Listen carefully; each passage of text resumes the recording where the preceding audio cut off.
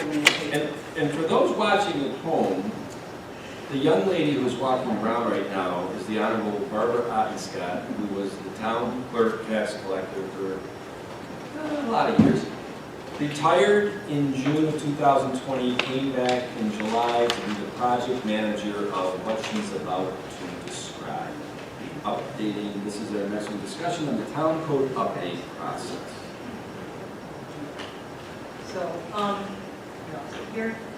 So in January, we sat down and talked about the town code and the editorial analysis. When I say we, I sat down with the supervisor and Dolly, and I'm not sure if Charlie Genesi was there. But we sat down and talked about this project that started in 2015, and because it never came to fruition and didn't get finished, anything that the town did to change the town code from 2015 forward was still going on in the background when General Code had reviewed our whole code book. So the analysis they had done back in 2015, when Gary Price left and we had a new DPW commissioner, a lot of changes happened then. So because of all of those changes, I sat down with General Code and they said, any changes that you've made to your code by town board resolution or local laws, let's just update the code. So the code was updated to September 2020. So anything that the town did is all in the code, and Dolly has since, if anything has changed, like chapter 210, we may have some stop signs installed and things like that. She attaches them to the code on our website. So if anybody wants to know of any changes, that's where they are. This document is a 124-page document that the purpose is to review the town code and to literally go through parts of it that may have just have director of, commissioner of public works is in there, and the town made changes to change that title. And it might have stop signs, and in the chapter 210, some of those stop signs may be telling them to go the wrong direction, and no one never noticed it. And you need to make sure that it's concise and correct. So what General Code did was they went through the whole thing, and they found all these wonderful items and areas that we needed to review, things that may have been out of date. There's some local laws that were adopted in 1941, 1968, that are no longer in existence. And those items were very easy to go through and say, make changes as advised, because they give us suggestions and things to do. So what you're looking at right now is, at the end of January, I sent an email to anybody who I thought would have knowledge or work with different parts of the code. And I asked them to pay attention to just the specific chapters and areas that I know that they, or thought that they may work with. And I've heard from most people, and I did a lot of this remotely, and it was a nice simple project to work on because I was able to just input it. It was a PDF format that I could write in, but some of it is very, very wordy and long, and so those are things that are just going to be attachments. So if you look at this, anything that there's a check mark on of all of these pages, I'm done with those chapters as far as I'm concerned. When this is completely done, the town attorney needs to review everything, and Lucky you, Charlie. and it's going to be pretty simple because it's just checkbox, checkbox, checkbox. And I'm probably going to say, hey Charlie, when do you want to get together pretty soon?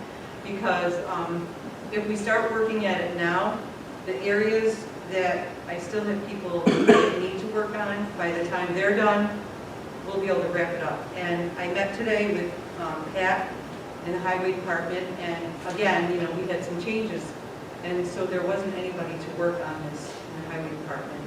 And he knows exactly what he needs to do, and we have a deadline. And tomorrow I'm going to meet with Mary and Josh on some of the areas that I have questions on about that.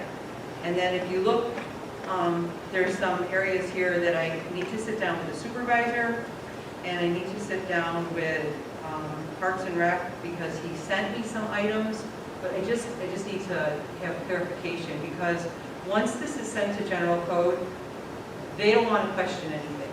They take everything, they compile it, and they'll put it together, send it back to the town board to review. You'll have a public hearing on all of this and adopt it, and then it'll all be caught up. Now, that doesn't include all of the items that every single brand new department head keeps saying, I've been looking at this and there's a lot of stuff that needs to be changed. Those are separate items that they're going to have to take care of with the town board. And I'm glad you said that, Barbara, because I think there's been some, I don't want to say ambiguity, because I know exactly what you're doing and what this project is. But whenever you say codes and laws and whatever, I think people jump to their interpretation of that.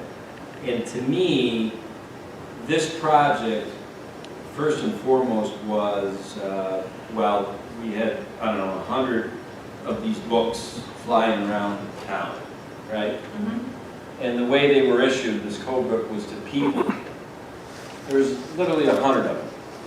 But then, general code, you access codes in the cloud, right? Mm-hmm. Yeah.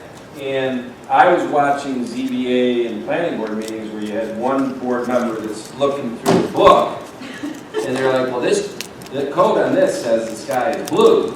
And then the person next to him is on their laptop saying, well, I'm in general code and it says in this code the sky is red. And the reason why that was happening, probably the general code was the most updated on the computer. Well, unfortunately, Tom, the person who was assigned that code book never put their supplement. And that's what I was going to say. So correct me if I'm wrong on this. Part of the project was we're getting down, we're not getting rid of books. In fact, I'm an old guy. I like books, right? Yeah. But we're getting it down to like maybe 12 or 15 books assigned to departments, assigned to boards, not to people. Because when you assign to people, people change in the organization. Departments and boards don't change. This is your board book, all right? And that's easier to manage, to get the updates into the book when you only got to go to 15 department heads and board chairs and say, make sure you get it up there.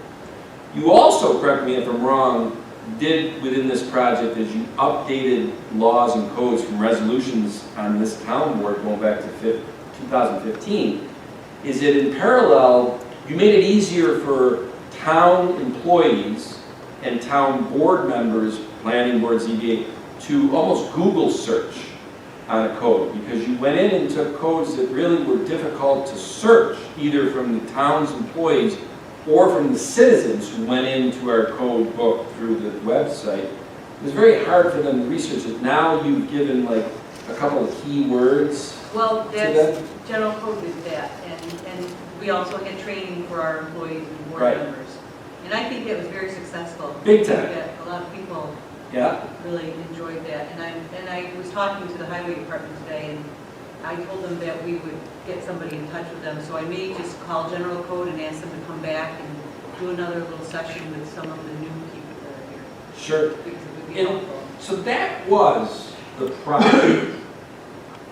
Then that foundationally had to be done before we ever talked about, and I realize we have a lot of department heads, new ones who are like, man, we need to change some of these codes. One step at a time. You know, I think that if once we get the first stage of this project done, which is important, foundational, right?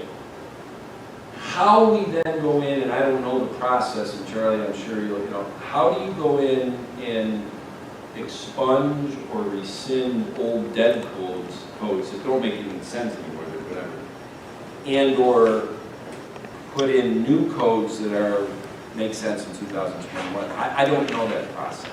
I'm sure there's public hearings, there's, It would be a standard local law rescission and amendment. So yeah, it would be hearings, it would be publication. Yeah, and one thing, and I go back, because this is an easier visual than, you went to the department heads and said, here's your 10 pages that are associated with your department. I want you to read these through. Not And for Josh. Get back to it. Poor Josh, I mean, unfortunately, the DPW department, which is, the community development and engineering is probably 40% of this book. Congratulations.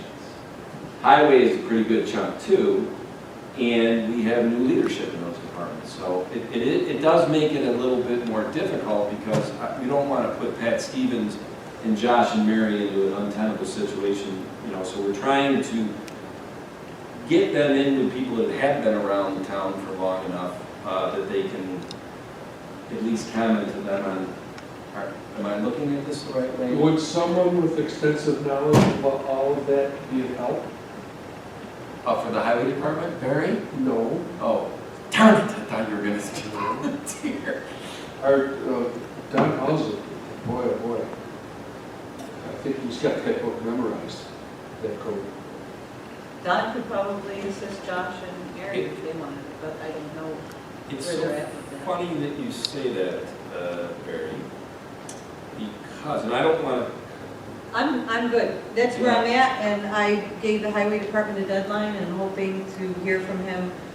The holiday's coming up, so I told him the Friday after Memorial Day, he can get back to me with what he has, and actually, he doesn't have a lot. Him and I went back and forth through a lot, and a couple of his are areas where the local laws just need to be rewritten, and if they need to be rewritten, and you can't do it now, I said, then just say, keep it as is, we go forward, and then he can work on that, and then the board can, work with him on Yeah. changing whatever chapters he has, because if we don't move forward with this, we're just gonna be back where we were before.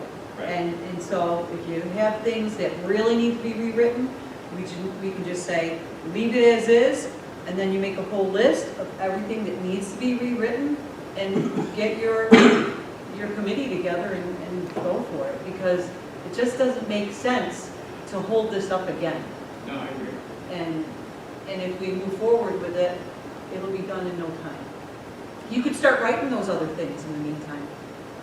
Yeah, and they'll go through the process. I mean, and I've tried to be very, candid with the department heads and the boards. I've met with the planning board, I've met with the zoning board of appeals. I am the liaison as the supervisor. That's what was the board meeting back in January.